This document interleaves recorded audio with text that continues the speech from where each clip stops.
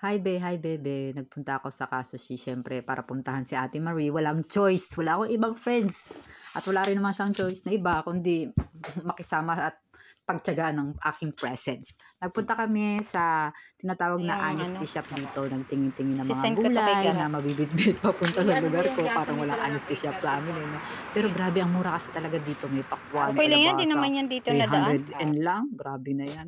Tapos nagpunta kami sa Donkey at kumain ng Ichigori. Ang sarap naman.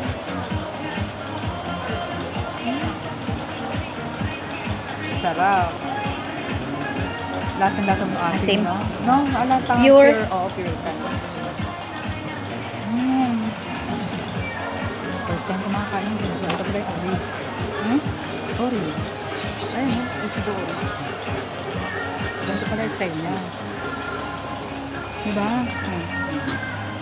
Okay.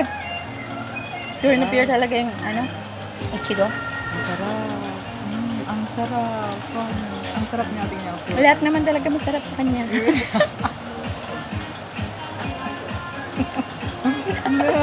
Ngalaway mo sa asin. Hindi, masarap siya talaga. Masarap siya. Kasi parang siya, pure siya, pure strawberry. Masarap. Pure strawberry. Ayan o, tignan nyo, pure strawberry siya. Oh. Tapos may milk lang. So, Yung katabi Jowan. send mo nga sa akin kasi kiyaan ako sa vlog ko. Sa YouTube.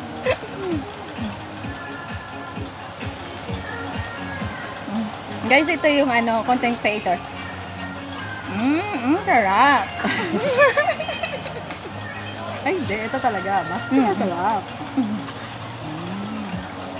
Plastic.